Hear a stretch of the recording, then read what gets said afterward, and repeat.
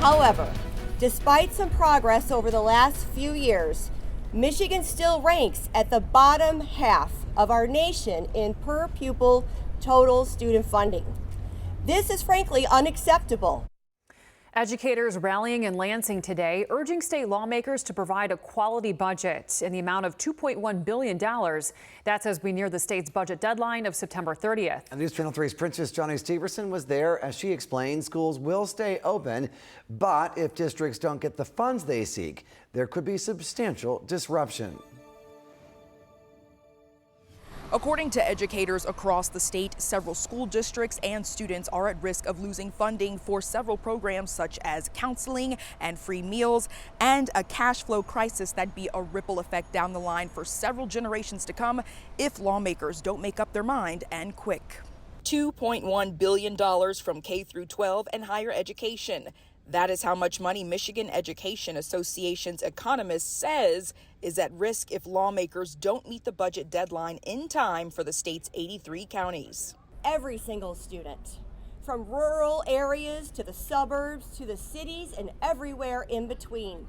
Wednesday morning outside Lansing City Hall, Michigan educators and Michigan Education Association President Chandra Matafari and Terrence Martin with Michigan's American Federation of Teachers Union spoke out about what's at risk if their financial needs are not met. We're talking about communities that are already underserved and students who really depend on and families who depend on the resources that the schools provide and the districts provide, particularly in the food service program. Often there are districts that don't have a lot of savings, and so the impacts will be right away for students who need it the most. And this grade school teacher, Jennifer Hollander, talked about what schools can achieve when financial needs are met. Currently, Huron Valley in my district has invested in literacy coaches and math coaches in our elementary schools. So when we didn't have adequate resources for mental health professionals, our social workers and myself, we were stretched across many buildings in our district. Martin says Michigan is amongst the lowest ranked states for education spending.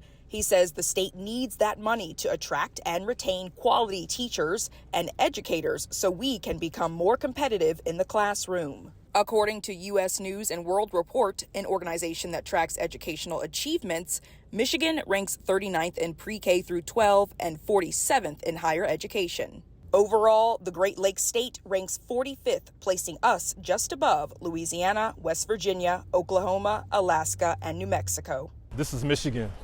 We deserve better, really urging lawmakers to get a deal done and to get a deal done that advances education in the state, not divest from it.